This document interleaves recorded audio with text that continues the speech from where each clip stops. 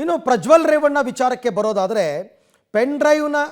Prajwal pen ಡ್ರೈವ್ನ ಕೃತ್ಯಗಳು ಒಂದೊಂದೇ ಇವಾಗ ಕೃತ್ಯಗಳು ಬೆಳಕಿಗೆ ಬರ್ತಾ ಇದೆ.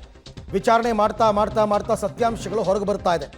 ಪ್ರಜ್ವಲ್ ಹತ್ರ ಒಂದಲ್ಲ ಎರಡಲ್ಲ ಅಂತ ಒಟ್ಟು 15 ಸಿಮ್ ಇತ್ತಂತೆ. 15 ಸಿಮ್ ಇತ್ತಂತೆ. ಯಾರಾದರೂ ಹೆಂಗಸರು ಇವನ ನಂಬರ್ನ ಬ್ಲಾಕ್ ಮಾಡಿದ್ರೆ ಕಾಟ ಕೊಡ್ತಾ ಇದ್ದಾನೆ, ತೊಂದರೆ ಕೊಡ್ತಾ ಇದ್ದಾನೆ ಅಂತ ಇನ್ನೊಂದು ನಂಬರಿಂದ ಇನ್ನೊಂದು ಸಿಮ್ಮಿಂದ ಕಾಲ್ ಮಾಡೋದು. ಹೀಗಾಗಿ ಬರೋಬ್ಬರಿ 15 ಸಿಮ್ ಕಾರ್ಡನ್ನು ಈ ಪ್ರಜ್ವಲ್ ರೇವಣ್ಣ ಹೊಂದಿದ್ದ ಅಂತಕ್ಕಂಥದ್ದು ಈಗ ವಿಚಾರಣೆಯ ಸಂದರ್ಭದಲ್ಲಿ ಗೊತ್ತಾಗಿದೆ. 15 ಸಿಮ್, ಎಲ್ಲರದು ಮೊಬೈಲ್ ರಿಟ್ರೀವ್ ಮಾಡೋದು, ಕಾಲ್ ಡೀಟೇಲ್ಸ್ ತೆಗೆಯೋದು ಎಲ್ಲ ನೋಡಿದಾಗ ಈತ ಬೇರೆ ಬೇರೆ ನಂಬರಿಂದ ಕಾಲ್ ಮಾಡಿರ್ತಕ್ಕಂಥದ್ದು ಗೊತ್ತಾಗಿದೆ. ಅದು ಏನು ಬರೀ ಸುಮ್ಮನೆ ಕಾಲಲ್ಲ, ಬ್ಲ್ಯಾಕ್ ಮೇಲ್ ಮಾಡ್ತಾ ಇದ್ದಂತೆ. ಹೆಂಗೆ ಅಂತ ನೋಡೋಣ.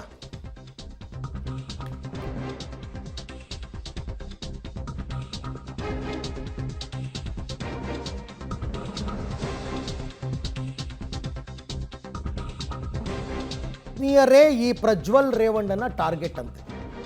ಕೆಲಸ ಕೇಳ್ಕೊಂಡು ಕೆಲವರು ಬರ್ತಾ ಇದ್ರು, ಯಾಕೆಂದರೆ ಅವಾಗ ಆತ ಸಂಸದ ಅಲ್ವಾ. ಕೆಲಸ ಕೇಳ್ಕೊಂಡು ಬರೋರು, ಮಕ್ಕಳಿಗೆ ಸೀಟ್ ಕೇಳ್ಕೊಂಡು ಬಂದವ್ರ ಮೇಲೆ ಇವನು ಕಣ್ಣು ಹಾಕ್ತಾ ಇದ್ದ. ಅವ್ರ ಫೋನ್ ನಂಬರನ್ನು ಪಡ್ಕೊಂಡು ಪದೇ ಪದೇ ಕಾಲ್ ಮಾಡ್ತಾ ಇದ್ರಂತೆ ಪ್ರಜ್ವಲ್. ಆಮೇಲೆ ಅವರ ಹತ್ರ ಸಲುಗೆ ಪಡೆದು ಸಂತ್ರಸ್ತೆಯರಿಗೆ ಕರೆ ಮಾಡ್ತಾ ಇದ್ದ ಪ್ರಜ್ವಲ್ ರೇವಣ್ಣ. ಏನೋ MP ಕಾಲ್ ಮಾಡಿದ್ದಾರೆ ಅಂತಂದರೆ ಅವ್ರಿಗೊಂಥರ ಗ್ರೇಟ್ ಫೀಲಿಂಗ್ ಅಲ್ವಾ, ಮಾತಾಡ್ತಾ ಇದ್ರು. ಆಮೇಲೆ ವಿಡಿಯೋ ಕಾಲ್ ಮಾಡಿ ಬೆತ್ತಲಾಗುವಂತೆ ಬೆದರಿಕೆ ಹಾಕ್ತಿದ್ದಂತೆ. ವಿಡಿಯೋ ಕಾಲ್ ಮಾಡಿಬಿಟ್ಟು ನೀನು ವಿಡಿಯೋದಲ್ಲೇ ಬೆತ್ತಲಾಗಬೇಕು ಅಂತ, ನನ್ನ ಜೊತೆ ಸಹಕರಿಸದೇ ಇದ್ದರೆ ಫೋಟೋ ಮತ್ತು ವಿಡಿಯೋವನ್ನು ವೈರಲ್ ಮಾಡ್ತೀನಿ. ಹಾಗಾಗಿ ಇತ್ತೀಚೆಗೆ ಸಂತ್ರಸ್ತೆಯೊಬ್ಬರು ಕೊಟ್ಟ ದೂರಿನಲ್ಲಿ ಈ ಅಂಶಗಳು ಉಲ್ಲೇಖ ಆಗಿದೆ.